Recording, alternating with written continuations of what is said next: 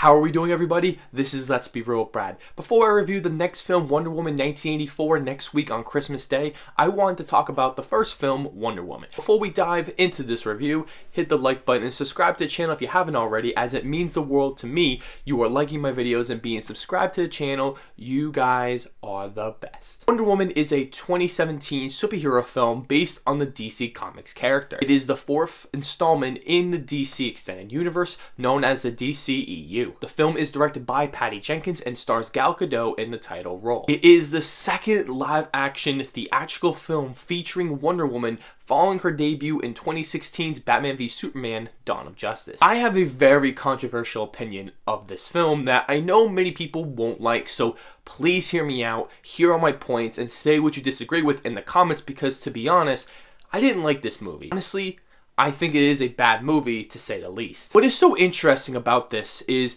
when I first saw the film in theaters, I really enjoyed it quite a bit, just like everyone else. But watching a second time without all the hype, I was incredibly disappointed. But this is not to say this is an important film that many people do love and enjoy, which I respect. Patty Jenkins and her team, along with Gal Gadot, made a culturally important and inspiring film that broke grounds for women superheroes, broke loads of box office records, and showed we can make an awe-inspiring woman-led superhero film, which is awesome. I really wanted to like this movie. Trust me, I really wanted to, but I gotta be realistic about it. So there are some aspects I do enjoy about this film, with the first being Gal Gadot as Wonder Woman. Surprisingly, she fits the character so perfectly, making the character cool and entertaining to watch. Gal Gadot isn't known for being all that great of an actress, but Patty Jenkins gives great direction to her cast and helps bring this character to life. I do love Patty Jenkins' commitment to this film that is evident in all the interviews,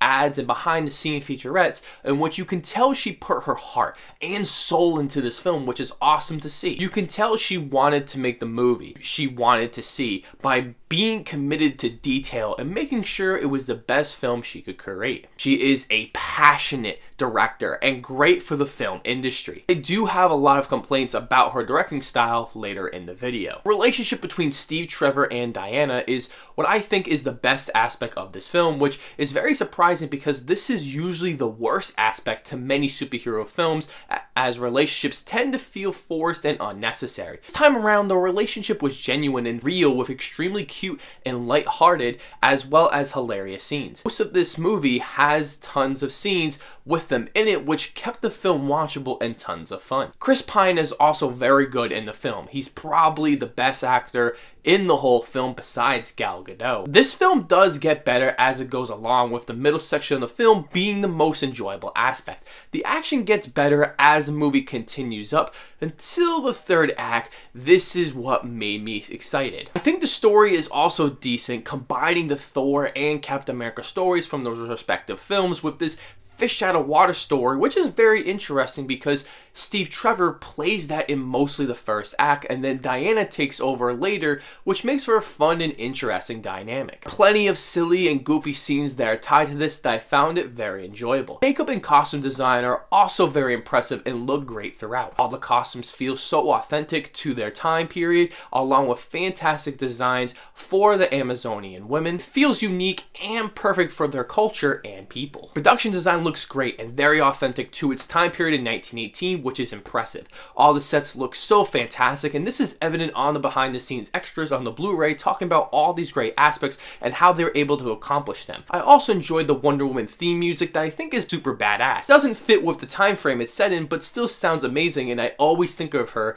every time I hear it. I think the themes of feminism and the fall of man with destruction of wars and pride are very interesting topics. I think the film addresses these nicely, even though it isn't overly deep and very surface level. It is still a major theme to this film that has its whole message around it, which is nice to see being in a male-dominant society. It makes for some good laughs and good talking points as well. On to the boatload of negatives, starting off with the atrocious writing. This is what stood out the most to me, is I couldn't escape how terrible it was. Jokes are always iffy with me, falling flat a lot more than I remember. The dialogue is so corny and cheesy that it feels so dumbed down with long, boring exposition scenes that absolutely dragged and and could have taken a nap during the first 15 minutes. The villain's dialogue is some of the most blatant and worst lines I've ever heard in a big budget modern era superhero film. I rolled my eyes all throughout that third act, which was so ridiculously terrible. Honestly, if this script had better writing, I think I would enjoy this movie a lot more. Some parts of the film are acceptable, but there are many scenes where I almost thought of muting it. There are a ton of forced emotional moments that I simply did not care about, like in the opening of the film, a character dies that we're supposed to care about,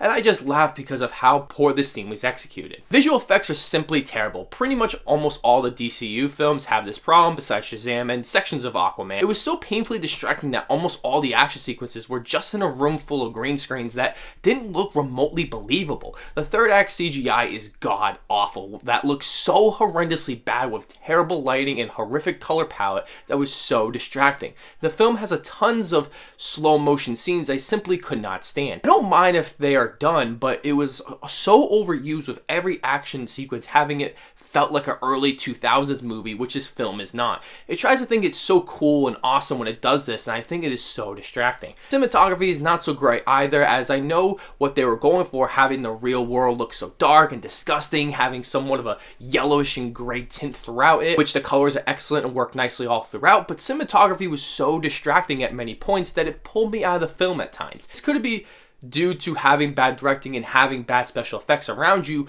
makes it all look so much worse. The pacing is very inconsistent with the first part of the film, and Themyscira being so incredibly terrible, cheesy, and showcases the worst aspects of the whole film. Once Steve Trevor shows up, the film slowly gets better as you keep watching. The action sequences, as I said, do get better, but half the time they look really bad. Patty Jenkins doesn't really know how to shoot these scenes because it all is all over the place, using so much editing that looks awful, by the way. It was so choppy and felt very inconsistent with what they were going for. Jenkins has not made film of this caliber before, so hopefully this gets fixed in the next film because it was very distracting and bad. I keep mentioning the third act, and for good reason.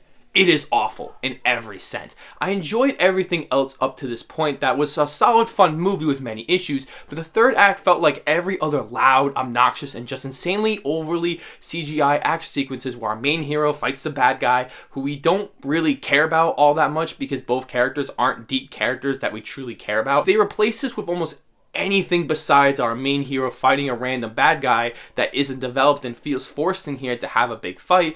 I would have praised it. The villain is so terrible that I wish he got cut from the whole film. The designs of his outfit is terrible. It has tons of CGI all over him that looks straight out of a Star Wars prequel movie. Overall, this is a big disappointment because there are a handful of things I really enjoy in this movie, especially when this movie is entertaining at times with solid performances, with characters we actually like, and an important film to women in culture of superhero films altogether. But the film is just not good with too many problems to count that ended up leaving me not wanting to watch this movie again. I'm giving this movie a 4 out of 10. You should definitely give it a rewatch and see if you like it as much as you remembered. Maybe you'll see it differently now. And where does it rank in your DCU film rankings? I want to know all that down below in the comments section. I'm still very excited to see the new Wonder Woman film, though, which may surprise you all. I'll be seeing it at the theater Christmas morning at 10 a.m., so hopefully I can give you a review of it later that day. As always, I will see you all in the next video.